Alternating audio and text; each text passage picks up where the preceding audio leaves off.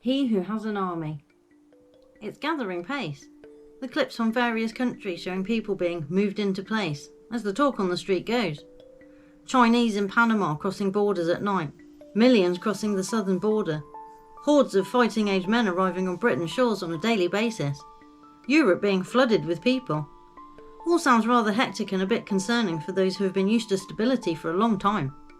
And for those who have witnessed regime collapses and changes that came from places already destabilised, well, it's not looking good from where they sit either.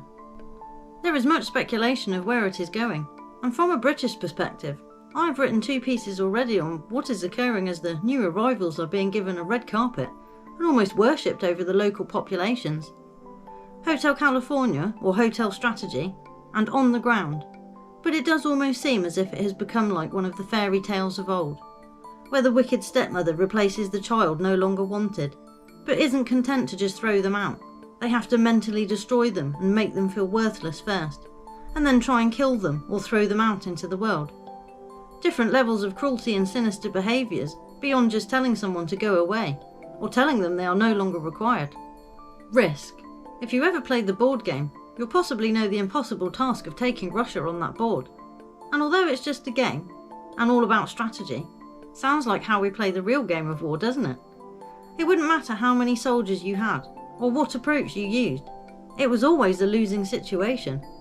Who started with Russia, ended with Russia. And it wasn't just me found this, many did. But if you have any interest in strategy, and of the chess game that is in play, then you will know that something definitely isn't quite right. A bunch of charlatans in suits are bleeding countries dry, setting them up for violence, hardship, and continued confusion. Many are in the stages of acceptance of that, but for others they accepted that was happening long ago, and have been giving more thought to the why and the ultimate purpose of it. Mercenaries don't look like they used to, but that doesn't mean you can't recognise them. And it comes to be that whoever pays the most usually wins, because they grease the wheels of war and violence, encouraging the worst of human nature. The deck comes stacked, the dice are loaded, and the game is rigged, from day one. So you can't approach it in the same way you might with what appears to be a normal setup and engagement. Using reasoning and logic as you might won't serve you as well with the ones who are beyond those capabilities at the same level. They have unlimited resources on paper, and make whatever deals are necessary to win, although honouring those deals isn't high on the list usually. It seems these days a greedy, money-driven agenda has been pushed for an age or two, to make people easy to buy and weak to temptation.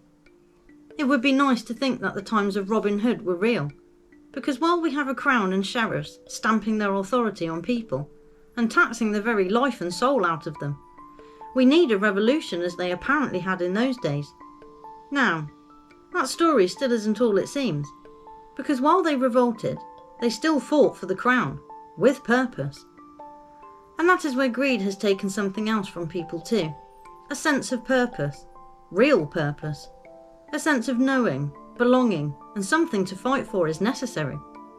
And that perhaps is the extra concern with what appears to be an army of mercenaries being moved into position, that there is something else behind it all, more than money.